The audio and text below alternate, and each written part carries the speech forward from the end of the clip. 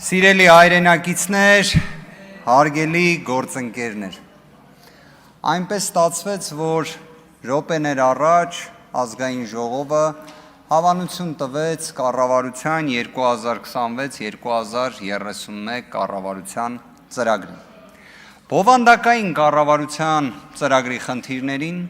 մանրամասն իր ելույթում անդրադարձավ ուժեղ Հայաստան խմբակցության ղեկավար Նարեկ Կարապետյանը։ Այն, որ նշվածը իրավմամբ, նաև վստահ եմ ձեզանից շատերի պատկերացմամբ, 3 պատերազմ և ավաղ, 3 պարտություն բերած ուժի հերթական, ոչ հայանպաստ ծրագիրն է, դա ակնհայտ։ Բայց այս ծրագրի մի ավելի կարևոր հանգամանքի վրա եմ ուզում ձեր և նաև մեր հայրենակիցների ուշադրությունը հրավիրել։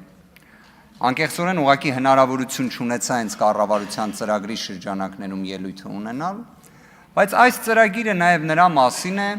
որ մի ուժ, որը 2018 թվականին եկավ իշխանության մեկ կարևոր լոզունգով, որ մեկ ուժ, մեկ անձ չպետք է 10 տարուց ավել պաշտոնավարի։ Այդ լոզունգի տրամաբանությամբ փորձ արվեց գեներացնել հանրային աջակցություն։ Եվ այս ծրագիրը նրա մասին է, որ այդ ուժը, որը այդ հավատը համարենք իսկապես ուներ 2018 թվականին, հավակնում է 13 տարի պաշտոնավարել։ Վերջին շրջանում շատ է չէ խոսվում Ամերիկայի Միացյալ Նահանգների փորձի մասին։ Շատ է խոսվում, կարծես նույնիսկ օրվա իշխանությունները ամեն ինչ անում են համագործակցության, ինտենսիվացմանն ուղղված։ Դեռևս 18-րդ դարում ԱՄՆ-ն որդեգրեց ժողովրդավարության մոդելը։ Պատկերացրեք սահմանադրությամբ չունենալով նախագահի պաշտոնավարման ժամկետի սահմանափակում, պարզապես ավանդույթի ուժով որոշեցին, որ մեկ անձը 8 տարուց ավել չի պաշտոնավարելու։ Եվ սրբորեն պահպանում էին այդ երաշխիքը։ Այդ երաշխիքից մեկ բացառություն է եղել, որից հետո իդեպ սահմանադրությամբ ամրագրեցին, որ այն այլևս ավանդույթ չէ։ Այդ մեկ բացառությունը եղել է Ֆրանկլին Ռուզվելտը։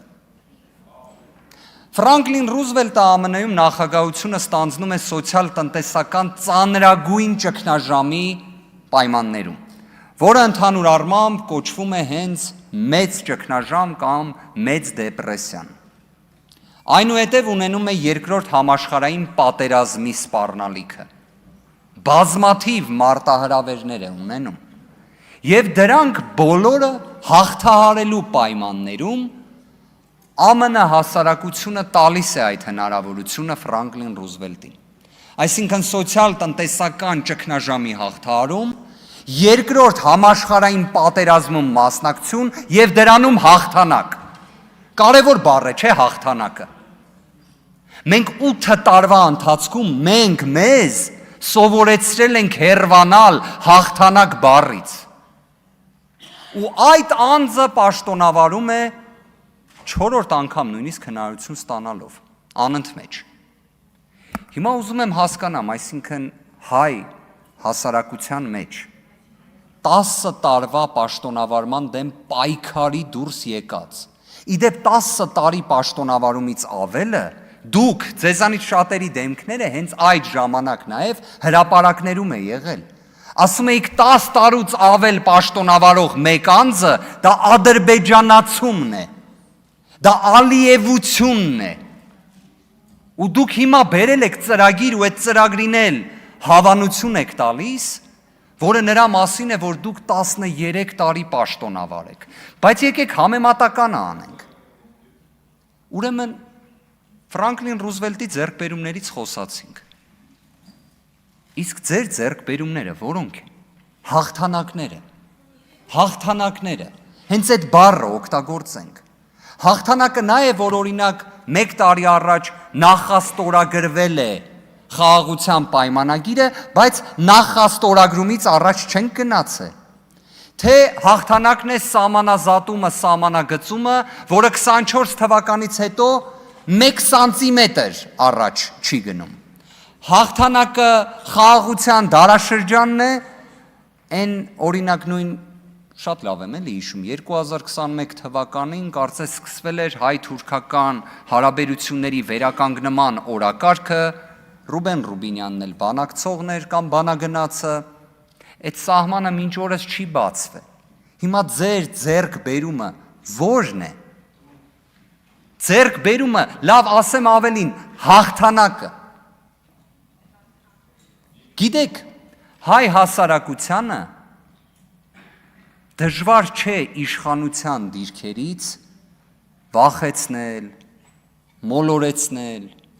Դուք ի վերջո հիշեք, դուք հիշվելու եք պատմության մեջ, որպես Հայաստանի պատմության երևի թե միակ ուժը, որը այդքան ծանր դժբախտություն բերած պատերազմից մի քանի տարի հետո նախընտրական քարոզարշավը անցկացրել է այն լոզունգով, որ եթե մենք չընտրվենք, եթե մենք սահմանադրական մեծամասնություն չունենանք, արյունալի պատերազմա լինելու սեպտեմբեր ամսին։ Սա դուք եք ասել։ Լավ, ուզում եմ հասկանամ, դուք ինչ եք պատկերացրել, երբ հայ մարդուն, Հայաստանի Հանրապետության քաղաքացուն այդ մեսիջը փոխանցում եք, ինքը ինչ պետք է անի։ Պետք է մտածի դուք սուտ եք ասում, պետք է մտածի, որ դուք ճիշտ եք ասում, թե ինչ։ Իդեպ, մեր գործընկերներից շատերը միշտ մասնակի են այդ հատվածը մեջ բերում, մենակետ են ասում։ Բայց դրանից հետո ստորակետ կա, է։ Դրանից հետո Նիկոլ Փաշինյանը ասում է, այն ժամանակ չեմ նախազգուշացրել։ Հիմա նախազգուշացնում եմ։ Այսինքն բացում է 44 օրյա պատերազմի վերքը, բորբոքում է վերքը, քվեյա դրա դիմաց ուզում ստանա։ Ու այդ ամեն ինչի պայմաններում դուք 50 գումարած մեկ չեք ստացել։ Ես չեմ զլանա ասել։ Վստահ եմ ձեզանից շատերը իրենց ներսում գիտեն ինչա նշանակում 50 + 1 ստանալ եւ ինչա 50 + 1 չստանալ։ Դրա հետևանքները դուք շատ լավ գիտեք։ Հայ հասարակությունն էլ գիտի, բոլորը գիտեն։ Դուք էլ շատ լավ գիտեք։ Ոչինչ։ Շարունակությունն է, իհարկե, հենց մենք իմանալով ենք ձեզ ասում։ Բայց մի հատ հանգամանք է։ Արգելի գործընկերներ, խնդրում եմ չարձագանքել տեղից։ Մի հանգամանք եմ ուզում անպայման նշել, այն որ երեք մենք ստացվում է նաև լսեցինք հերիք չի հայոց ցեղասպանության,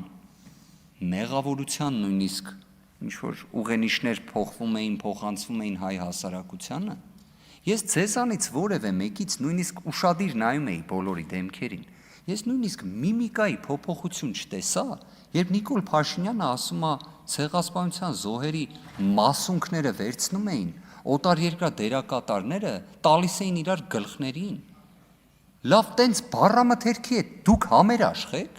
Այսինքն մասունքները վերցնում են տալիս են իրար գլխներին։ Դրա հետ համերաշխ եք։ Հարգելի գործընկերներ, լռություն։ Իդեպ, կարակ, գիտեք, չէ համերաշխ չլինեք, սա խորհրդարանական կառավարման համակարգ է վերջի վերջո։ Բայց մի բան էլ էի ուզում ասեի։ Շատ կարևոր էր, որ երեք, չնայած մեր տարածքային ամբողջականության, չնայած մեր ինքնության, չնայած անկախության հռչակագրի դեմ կատաղի պայքարը ենթադրող ելույթներին եւ ծրագրային դրույթներին, որոնք վստահ եմ կանխվելու են, մի կարևոր արձանագրում եղավ։ Ես նույնիսկ տեսա, որ գրեթե մենք ունեցանք կոնսենսուս -1։